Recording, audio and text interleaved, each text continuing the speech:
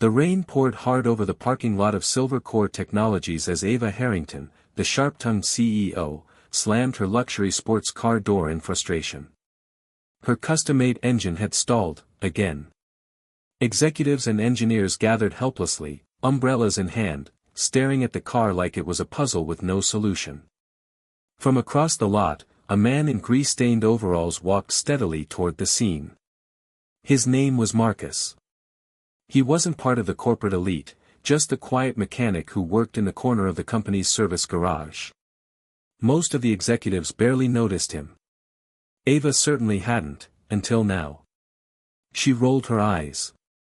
"Let me guess, you think you can fix what my engineers can't?" Marcus simply nodded, eyes calm. Ava scoffed. "All right, Marcus. Tell you what, fix this disaster, and I'll marry you." She laughed, expecting everyone else to laugh too.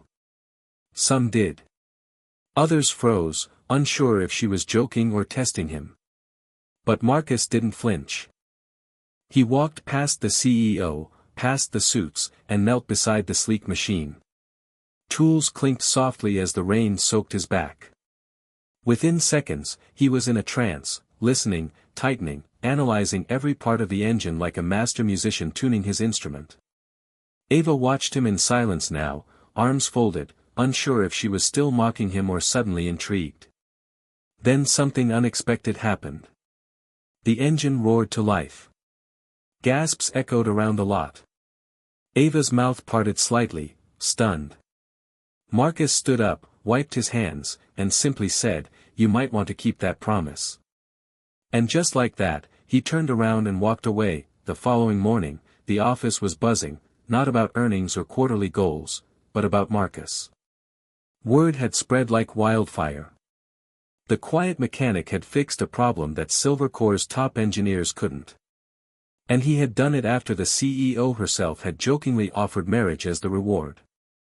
Ava Harrington sat in her glass-walled corner office, replaying the moment over and over in her mind. She had meant it as a joke. A jab. A laugh at someone she assumed would fail. But Marcus hadn't failed. In fact, he had humiliated her, gracefully. "Should I draft a press release about the engine issue?" her assistant asked, half smiling. "Or the engagement?" Ava shot her a glare. She hated being the butt of the joke, especially in her own company. "Find out who trained him," she snapped. "I want his entire file." Meanwhile, down in the service garage, Marcus went back to work like nothing had happened. No interviews. No celebration. He didn't even mention the incident. It was just another problem he had solved. But his colleagues looked at him differently now, with a strange mix of awe and disbelief. "You really gonna marry her?" one asked, grinning. Marcus chuckled. "She was joking." "Yeah, but she didn't look like she was laughing when you walked away." Later that day, Ava descended into the garage for the first time in years. The entire room fell silent. Suits didn't usually come down there, especially not her. She stopped right in front of Marcus. "You made me look foolish." Marcus set his wrench down, wiped his hands, and met her gaze. "No. You did that on your own." For the first time in a long while, Ava had no clever comeback. Instead, she said, "Lunch. Tomorrow. Noon." Marcus blinked. "Why?" Her voice softened. "Because now. I want to know who you are." The next day, Marcus arrived at the upscale rooftop restaurant Ava had picked. He wore a simple button-down shirt, clean jeans, and a calm confidence that made heads turn.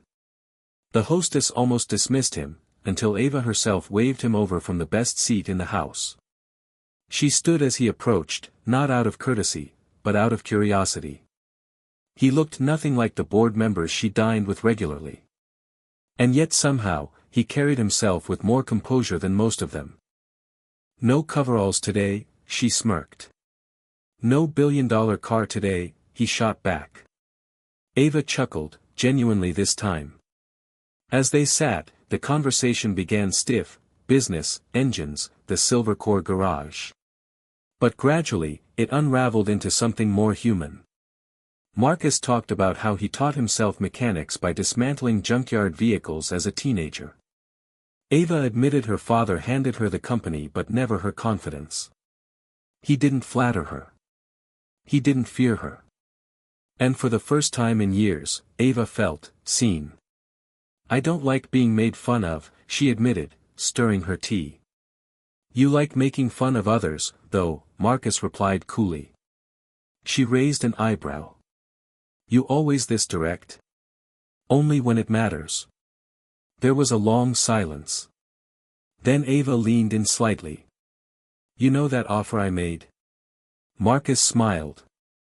"The fake proposal?" "Yeah, I remember." "What if," she said carefully, "I wasn't entirely joking?" He didn't flinch. "Then you should probably get to know me first. I'm not an accessory to your empire." Ava paused, then actually laughed. Not forced. Not rehearsed. A real, human laugh. "Marcus," she said, smiling across the table, "you just might be the first person who's ever told me no." "And I won't be the last," he said, finishing his drink. The rooftop lunch sent shockwaves through the Silver Core Tower, not because of what was said, but because it happened at all. Ava Harrington, known for firing executives over weak handshakes, had spent 2 hours laughing with a garage mechanic. And then she scheduled another meeting. This time, it was in her private conference room. Marcus walked in wearing the same calm demeanor, but this time, he noticed something had changed. The looks he got from Ava's assistants weren't curious, they were cautious. Ava sat at the head of the long mahogany table. Alone. No legal team. No press officer. Just her and 2 folders. She pushed one across the table. "This," she said, "is a full-time executive consulting offer. Triple your salary. New wardrobe allowance. Office with a view." Marcus opened it, looked at the contract, then back at her. "And the second folder?" She smiled faintly and slid it forward. "That one's more interesting." Inside was a preliminary patent application, for an engine design Marcus had doodled on scrap paper 2 years ago. She had pulled it from old maintenance logs. "You saw this?" he asked, surprised. "I had my engineers try to reverse it," she said.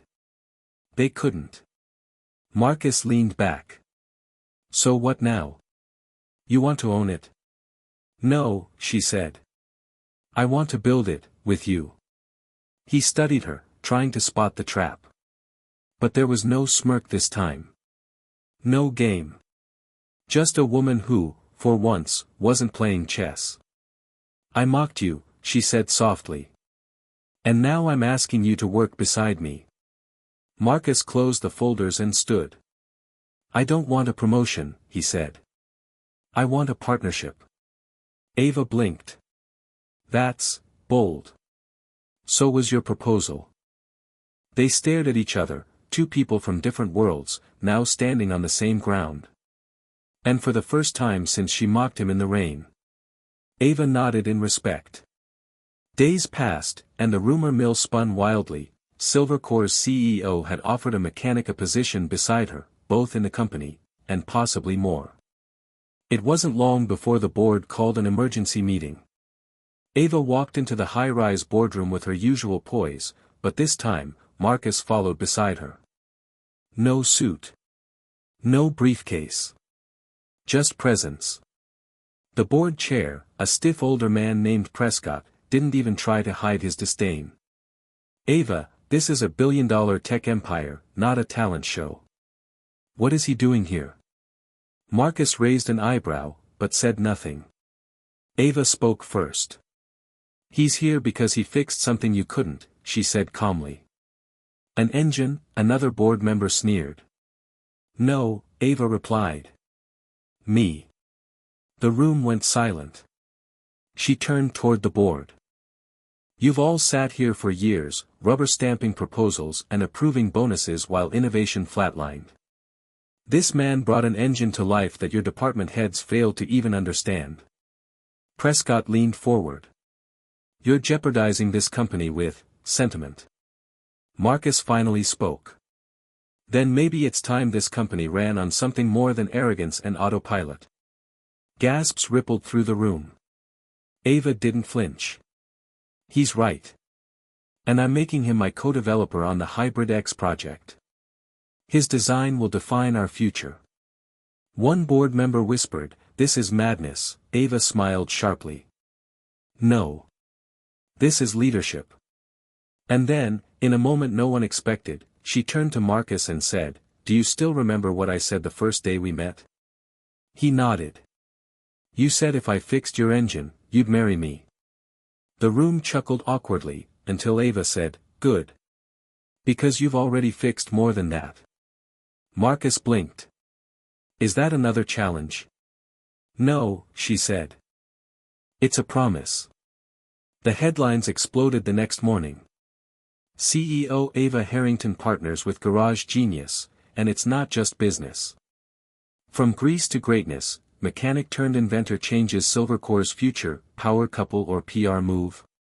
But inside Silvercore, the whispers turned into awe. Marcus didn't move into a luxury office or start wearing custom suits. He stayed hands-on, often in the prototype lab, sleeves rolled, oil under his nails. But now, he had a nameplate that read, Co-Chief Engineer Lead Innovator. Ava, meanwhile, didn't tone down her fire. But people noticed her tone shift when Marcus entered the room. Less sharp, more grounded. She still challenged everyone, but now, she listened more. One evening, after a long day in the lab, Marcus stepped out onto the rooftop garden to find Ava already there, looking out at the city skyline. "You've changed the atmosphere here," she said without turning. "It feels honest now." Marcus joined her. "You stopped pretending you had to do everything alone." She looked at him. "You know, I never thought I'd respect someone who wasn't corporate. And I never thought I'd trust someone who wears $1,000 shoes to breakfast," he said, smirking. She laughed, then turned serious. "I wasn't joking that day.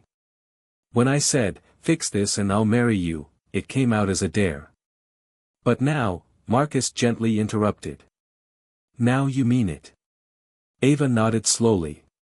He reached into his back pocket, pulled out a small box, not a designer brand, just something simple, and opened it. Inside was a ring. Not flashy. Not massive.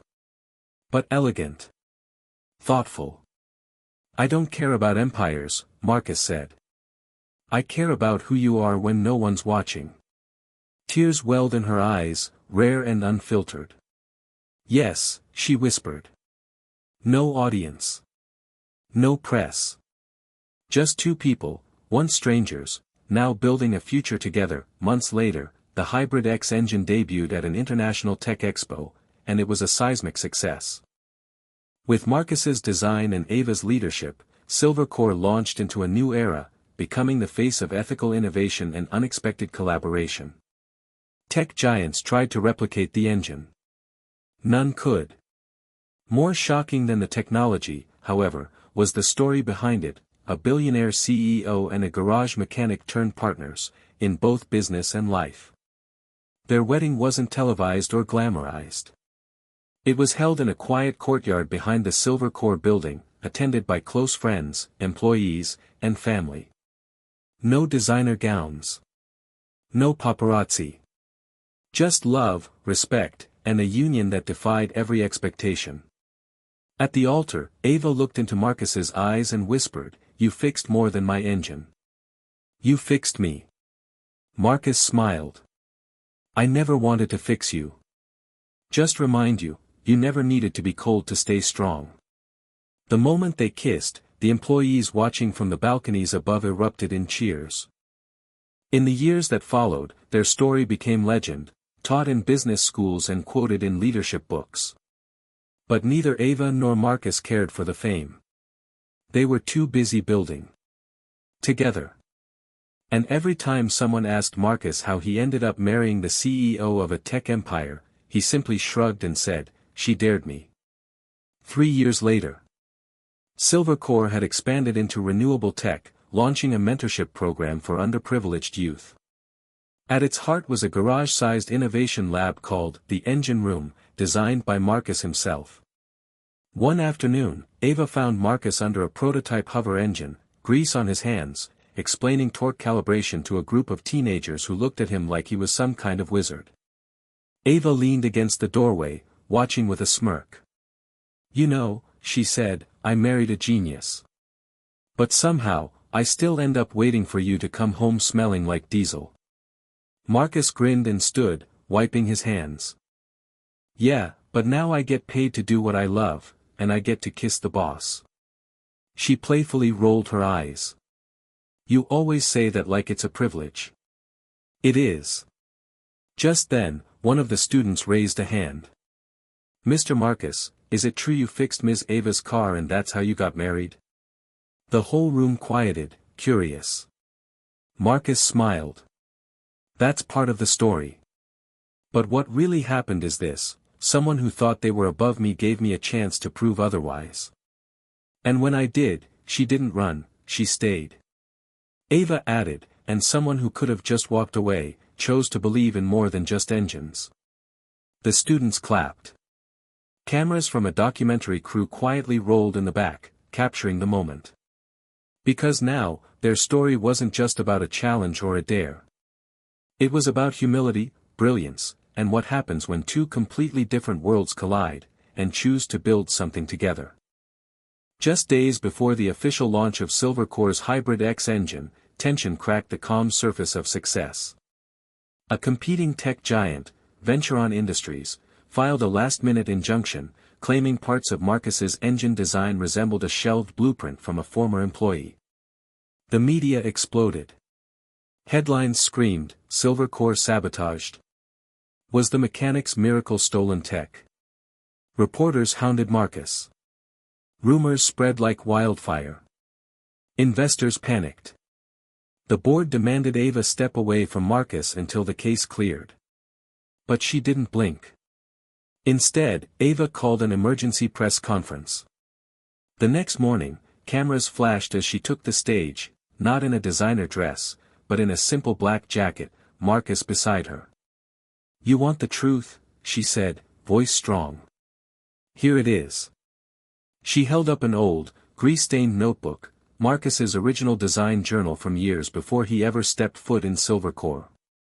Every curve, every bolt, every equation in this notebook predates Venturon's blueprint by over 2 years. And it wasn't drawn in an office, it was drafted in a garage, by a man no one believed in. She turned to Marcus. "Except me." The crowd held its breath. "We didn't steal anything," she continued. "We built everything. And we'll defend it, with truth, proof, and power." The next day, the court ruled in Silvercore's favor. Venturon's claim collapsed under scrutiny. Suddenly, Marcus wasn't just the man who fixed an engine. He was the man who defended his invention on the world stage, and won. And Ava? She was no longer just the CEO who dared him to fix a car. She was now the woman who fought beside him, no matter the cost. Following the court victory, Silvercore's value skyrocketed. Investors returned. Public trust was stronger than ever. But instead of sitting back and celebrating, Marcus and Ava had other plans. One morning in the boardroom, Marcus placed a large blueprint down on the polished table. "This," he said, "is our next move." The board leaned in, curious. It wasn't just another engine. It was an entire ecosystem: solar-integrated transportation, self-repairing components, community tech labs powered by the same hybrid principles he'd once sketched in a spiral notebook. Ava stepped forward. "We're not just making products anymore. We're creating access." Marcus is heading a new division, Silvercore Access Labs. "We'll build centers in underserved communities around the world, starting with the one Marcus grew up in." One board member raised a hand. "Won't that cut into profits?" Marcus responded before Ava could. Probably, he said. But it'll build something better, legacy. There was silence. Then one by one, the board members nodded. After the meeting, Ava and Marcus stood by the massive windows overlooking the city skyline. 3 years ago, Ava said, I joked that if you fixed my car, I'd marry you. Marcus smirked. You did. And now I've fixed your company, what's next? Ava leaned into him. Now we fix the world. He kissed her forehead. One engine at a time. And behind them, the silver core logo shined brighter than ever, not because of what it represented, but because of who it now stood for. Late one evening, as Ava packed up her office to move into a new headquarters wing named in both her and Marcus's honor, she discovered an old, forgotten envelope wedged between two design binders. It was addressed to her, in Marcus's handwriting. She opened it slowly. Inside was a letter dated nearly 2 years prior, written just after their first rooftop lunch, but never delivered. Ava, you probably don't remember half the things you said that day in the parking lot. But I do. Not because they hurt, but because they taught me something. That no matter how smart or successful someone is, they can still be wrong about people. I've watched your world from the garage floor. And I realized, you didn't need someone to fix your engine. You needed someone who wouldn't be impressed by your power. You dared me with a joke. I took you seriously because I saw the woman behind the CEO mask. If you're reading this, then maybe you saw something in me too. I'm not asking for a fairy tale. I'm just offering you something real. If you ever want that. Marcus. Ava blinked back tears as she folded the letter. In all her years of calculated moves, market plays, and boardroom battles, she had never seen vulnerability like this, raw, handwritten, honest. And now, standing in the very building they rebuilt together, she realized something. The real magic hadn't been the engine, or the money, or even the revenge over mockery. It was the fact that he had believed in her before she believed in herself. She tucked the letter into her coat pocket, walked out of her office for the last time, and made one final decision before leaving the building. She changed the official company motto from "Built to Dominate" to something that had always belonged to Marcus. Built to Believe. The grand opening of Silvercore's first Access Lab in Marcus's hometown drew an enormous crowd, former teachers, kids from the neighborhood, engineers from all over the country. Cameras flashed. Reporters gathered. Drones buzzed overhead. But Marcus didn't want a stage. He wanted a garage. So that's where he stood, beside a custom-built learning station modeled after the one where he first taught himself mechanics as a teenager. And beside him, in a simple white blouse and rolled-up sleeves, stood Ava. No glamour. No spotlight. Just two people who had redefined success together. As the ribbon was cut and applause erupted, Ava took Marcus's hand and whispered, "Remember when you walked across that parking lot, and I laughed at you?" Marcus smiled. "Yeah. I also remember how quiet you got when that engine roared." She chuckled. "You taught me that power isn't volume. It's purpose." He leaned close. "And you taught me that sometimes the walls we build to protect ourselves are the same ones that keep people out." Their eyes met, no pride, no fear. Just truth. Later that evening, after the crowd faded and the lights dimmed, Ava and Marcus stood beneath the stars on the lab's rooftop, the same kind of rooftop where everything had started. "I was never supposed to end up here," Marcus said softly. "Neither was I," Ava replied. "But maybe, we were supposed to end up here together." He took out a worn bolt from the very first engine he'd repaired at Silver Core and handed it to her. "What's this?" she asked. He grinned. "Proof that the smallest parts can hold everything together." She wrapped her fingers around it.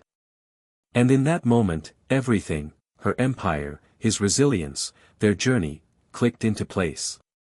Because love didn't start with perfection. It started with one simple promise. "Fix this, and I'll marry you." And he did.